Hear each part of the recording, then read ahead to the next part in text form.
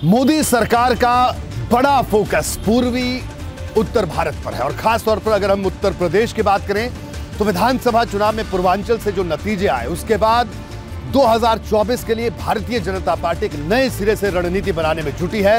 एक तरफ पीएम मोदी वाराणसी आते हैं, कई विकास की योजनाओं का शिलान्यास करते हैं, उद्घाटन करते हैं, घोषणाएं करते हैं। दूसरी तरफ मुख्यमंत्री योगी आदित्यनाथ लगभग हर हफ्ते पूर्वांचल का दौरा करते हैं। यानी रणनीति साफ है कि 2024 के लिए पूर्वांचल के किले को और मजबूत करना है।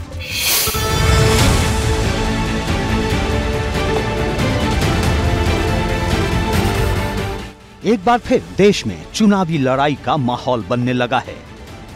एक बार फिर यूपी की जमीन सियासत का अखाड़ा बनने वाली है और एक बार फिर इस जंग का पावर सेंटर बनेगा पूर्वांचल, जहां कुछ दिन पहले ही हुए उपचुनाव ने बड़े उलटफेर का ट्रेलर दिखा दिया था। आजमगढ़ उपचुनाव के नतीजों ने बहुत कुछ इशारा किया है। सबसे पहला इशारा, भाजपा पूर्वांचल की किसी भी सीट को जीतने का मादा रखती है। दूसरा इशारा, समाजवादी पार्टी के लिए उसका अपना गढ़ ही चुनौती बनता जा रहा है। और तीसरा सबसे बड़ा इशारा, मायावती की बसपा या तो सपा का गेम खराब करेगी या फिर मुस्लिम प्लस दलित गठजोड़ के जरिए चौंकाने वाला फैसला ले आएगी। जब से आजमगढ़ उपचुनाव के नतीजे आए हैं, भाजपा नेताओं ने पूर्वांचल विजय के लिए सियासी चढ़ाई तेज कर दी है, क्योंकि इस बार टारगेट 80 में से 80 सीट जीतने का है और ये तभी संभव होगा जब पूर्वांचल में भाजपा को मजबूत किया जाए। कि 2024 में भारतीय जनता पार्टी उत्तर प्रदेश के अंदर प्रचंड बहुमत के साथ उत्तर प्रदेश के अंदर 80 लोकसभा सीटों में से 80 सीटों की ओर विजयश्री की ओर अग्रसर हो रही है।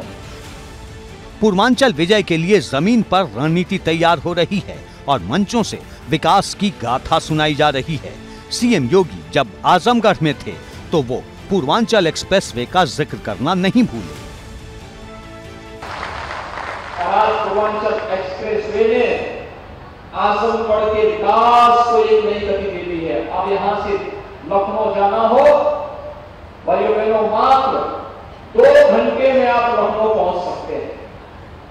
आपको दिल्ली जाना हो तो पूर्वांचल एक्सप्रेसवे से लखनऊ, आगरा एक्सप्रेसवे और यमुना एक्सप्रेसवे पकड़ करके मात्र 7 घंटे में आप दिल्ली पहुंच सकते हैं।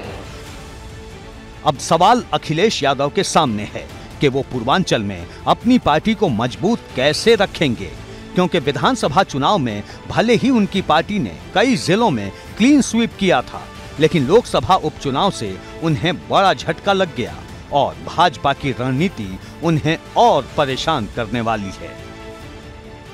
दूसरी पार्टियां आपस में उलझी हुई हैं और बीजेपी 2024 के मिशन में भी जुट गई। आज मुख्यमंत्री आजमगढ़ में उन्होंने तो इसका आगाज भी कर दिया। ये मेरी चिंता के विषय दूसरी पार्टियों को नहीं है, मेरी चिंता भारतीय जनता पार्टी है। 75 प्लस यानी 75 से कम नहीं और 80 हमारी उत्तर प्रदेश में सीटें, 80 ज़्यादा नहीं। मुझे पूरा विश्वास है कि सारा देश, सारा प्रदेश, गरीब हो, अमीर हो, गांव में रह रहा हो, शहर में रह रहा हो, बड़ा बुजुर्ग हो, युवा हो, सब के दिल में मोदी जी बसे हैं। लोग फिर से मोदी जी के नेतृत्व में ही देश को आगे बढ़ते हुए देखना चाहते हैं। भाजपा अपनी तैयारी में जुटी है और समाजवादी पार्टी की अपनी तैयारी है, क्योंकि कुछ दिन पहले ही अखिलेश यादव ने भी वाराणसी और जौनपुर का दौरा करके बता दिया था कि पूर्वांचल पर उनकी पार्टी लगातार दावा ठोकती रहेगी और आने वाले कुछ दिनों में इसकी तस्वीर भी दिखने लगेगी। 9 अगस्त से समाजवादी पार्टी देश बचाओ अभियान शुरू करने जा रही है।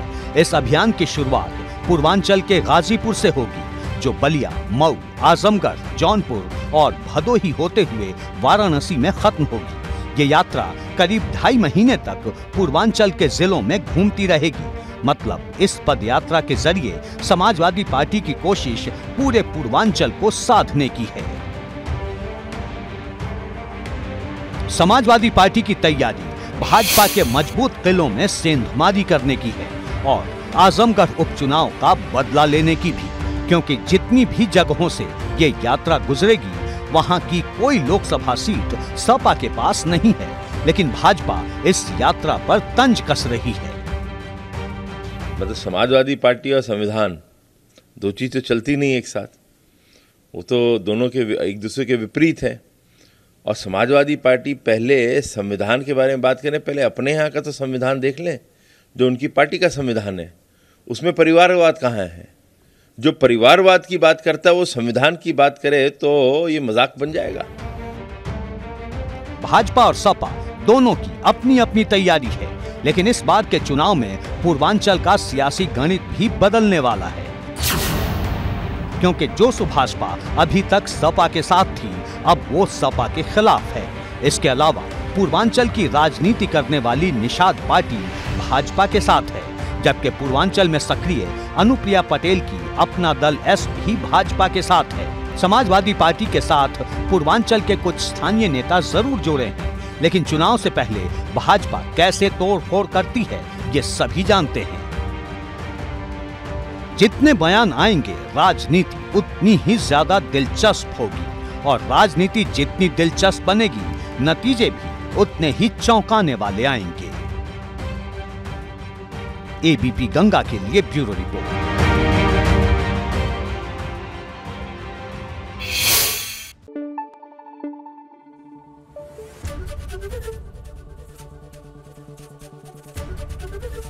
एबीपी गंगा, खबर आपकी, जुबान आपकी।